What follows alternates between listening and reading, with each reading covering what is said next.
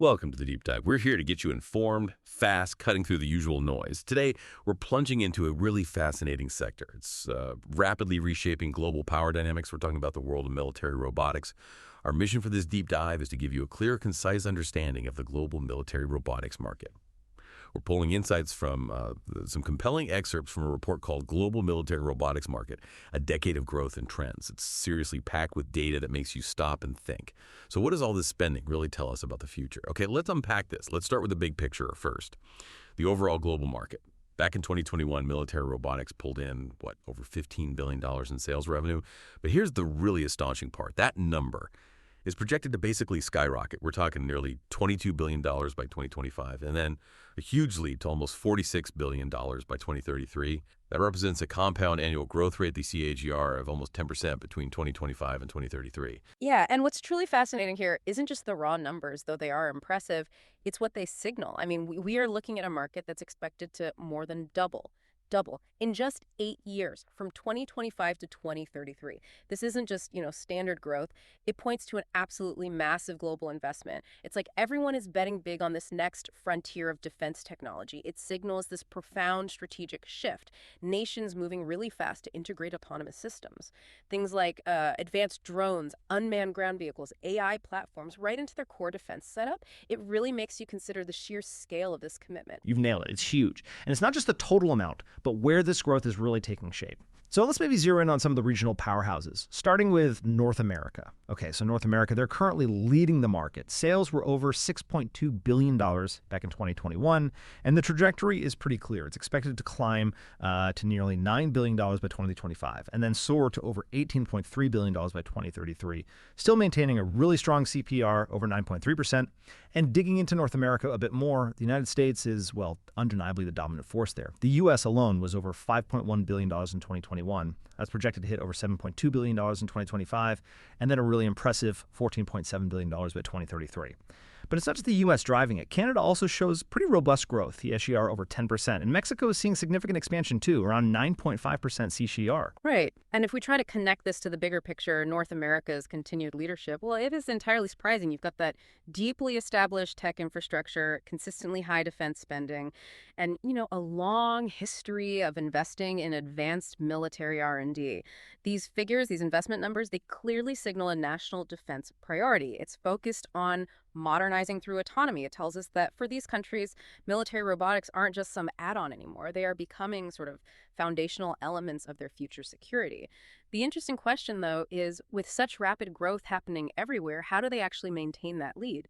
That's a really great point. Because while North America holds the lead now, if we look at where the fastest acceleration is happening, the report points overwhelmingly to Asia Pacific. Sales, there were, just over $4 billion in 2021. But they're expected to surge past $6 billion in 2025 and hit a staggering $13.5 billion by 2033. And what's truly striking is that Asia Pacific gets the highest regional CAGR of all. It's an impressive 10.656%. So zooming into the key players there, China leads in terms of overall market size. Their CAGR is nearly 11%, growing from just under $1.2 billion in 2021 to over $4 billion by 2033. But here's something really compelling, I think. India shows the strongest individual country growth rate, an incredible 11.6% CAGR, moving from roughly $500 million in 2021 to nearly $2 billion by 2033. And we also see really robust expansion from South Korea, Singapore, and across Southeast Asia generally. All of them have CAGRs topping 10%. Yeah, that accelerated growth in Asia Pacific, and especially India leading the pack in CAGR, that's hugely significant. This isn't just about buying more stuff. It really signals a potential rebalancing of global power dynamics. You see these nations rapidly advancing their own capabilities in military robotics. An 11.6% CAGR for India, for example, suggests a really aggressive pace of adoption, maybe even indigenous development. It tells us these countries aren't just passive consumers, they're becoming major innovators, major producers, and that could profoundly influence future defense thinking worldwide. It could really shift technological leadership. Okay, let's pivot now to Europe. There's a fascinating mix of trends over there. Sales were nearly $2.9 billion in 2021, estimated to reach over $8.1 billion by 2033, which is a solid 9.2% CAGR overall. Germany shows a robust 10% CAGR, which is quite strong. The United Kingdom is also strong, around 9.5%. But interestingly, Russia's CAGR comes in comparatively lower, 7.6%, and Luxembourg is just over 7%. So some variation. And this does raise an important question, doesn't it, about those varied growth rates within Europe. While some nations, like you said, Germany, the UK, they're showing significant rapid investment. Others, like Russia, even Luxembourg perhaps, are growing at a noticeably slower pace, at least relative to the global trend. This could point to, well, very different national defense strategies maybe, or varying industrial capacities, or just different budget priorities, different perceived threats. It suggests maybe a more fragmented approach to adopting these technologies across Europe. Right, but let's quickly touch on the other regions then, just to complete the picture. South America, their market was around $782 million in 2021, projected to reach nearly $2.5 billion by 2033. That's a strong 10.1% CAGR. Argentina stands out there with the high 10.6% CAGR. Chile is also strong, 10.4%. Okay, moving to the Middle East. The market was just over $600 million in 2021, expected to grow to nearly $1.9 billion by 2033. That's a 10% CAGR. The UAE's growth at 10.6% and Turkey's at 10.3% are particularly worth noting there. And finally, Africa, registered just over $511 million in 2021, expected to reach nearly $1.6 billion by 2033. That's a 9.3% CAGR, with South Africa showing a pretty solid 9.9% CAGR within that. So when you look at this comprehensive data set, I mean, it spans continents, diverse economies. It really paints a vivid picture of where global military investments are flowing and which regions are really prioritizing these autonomous systems. You see the established leaders like North America kind of solidifying their positions, but you also see these rapidly emerging giants making significant technological leaps, especially in Asia Pacific. It's just clear that military robotics are becoming fundamental, foundational really to defense strategies worldwide. We're seeing robust growth projected in almost every corner of the globe. It's not just a niche trend anymore. It feels more like a strategic imperative now. So let's boil it down. What does this all mean for you, our listener?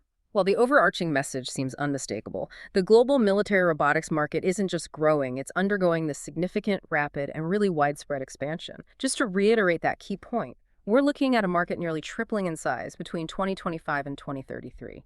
Tripling. Exactly. That rapid expansion, and coupled with those shifting geographical landscapes of development and adoption, those are the most striking findings for me. Understanding these numbers, it isn't just crucial for grasping the future of defense spending, it's actually vital for comprehending these profound shifts in global power dynamics and technological leadership.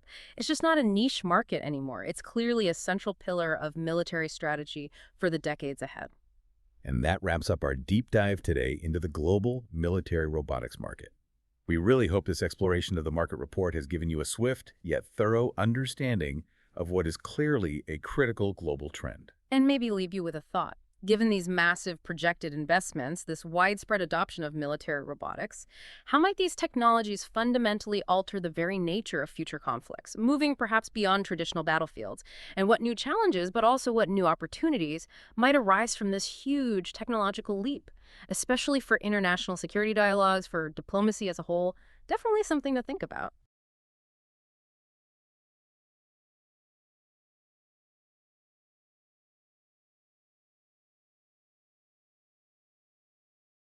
You know, we often hear that science fiction is becoming reality. But I think in military robotics, well, that reality is already here. It's rapidly reshaping global defense. So today we're diving deep into that pretty fascinating world. Welcome to the Deep Dives. The sources we've looked at for this session really unpack the incredible growth in military robotics, but also the significant hurdles these things still face. And of course, the future trends that are shaping tomorrow's conflicts. Our mission today really is to help you quickly grasp the key insights. Why are these systems spreading so fast? What are the complex questions they raise? And what's next? We're not just skimming headlines here. We want to get to the core of what's important for you to understand. Absolutely. And what's really striking, I think, isn't just the speed of it all, but how this growth is fundamentally redefining what military advantage even means. This field is seeing incredibly strong growth. It's mainly driven by, a surging global demand for autonomous systems across defense forces everywhere. Okay, military revolution, that's a pretty strong term you use there. Can you maybe elaborate a bit? Why isn't this just, an evolution of existing tech? Why is it a fundamental shift? And maybe give us some specific examples that really show this transformation. Right. It's a revolution because these aren't just slightly faster vehicles or, better cameras. They're fundamentally changing how missions get done, how risk is managed. We're seeing more and more unmanned platforms, things like unmanned ground vehicles, UGVs, unmanned aerial vehicles, UAVs, which, many people just call drones, and also unmanned underwater vehicles, UUVs. They're being used to seriously boost intelligence, surveillance, and reconnaissance, ISR, basically. And they're also really starting to revolutionize combat operations, too. So ISR intelligence, surveillance, reconnaissance. What does that actually mean, practically speaking, for maybe a commander on the ground? Well, it means having access to tireless eyes and ears, really. Things that don't get tired, don't need protecting in the same way. These systems gather crucial data, battlefield intelligence, often without putting a single human life at risk. Think of it like having a real-time strategic edge that honestly was pretty unimaginable even, say, 10 years ago. These autonomous systems, they significantly cut down on human casualties and drastically improve mission efficiency. They let you operate in ways humans just, can't. Right. And what's pushing this acceleration? Is it just things getting smaller, or is there something deeper happening with the tech itself? Oh, it's definitely more profound than just size. Yeah. The core driver here is the rapid advancement in artificial intelligence, machine learning, and really sophisticated sensor systems. These leaps forward allow military robots to do complex tasks, adapt to fast-changing environments, and crucially make real-time decisions on the battlefield. We're moving beyond simple remote control here. This is about genuine autonomy. Genuine autonomy. Sure. Okay, for a lot of people, that probably does sound like something straight out of science fiction. Could you break down what that really means for a robot in a military situation? How is it different from just, a remotely piloted drone? Yeah, that's a really crucial distinction. It's not just about a soldier sitting safe somewhere, flying a drone with a joystick. When we talk genuine autonomy, we mean machines that can perceive their surroundings, understand complex situations, and make sophisticated decisions entirely on their own. Potentially even life or death decisions based on, advanced algorithms and AI. It's a massive leap. We're shifting from constant human oversight to, sophisticated machine decision-making and adaptation in real time. That is a huge leap. And I guess this isn't just a few tech-focused countries doing this. It's more of a global push. Absolutely. You've got rising defense budgets, big modernization programs happening all over the world.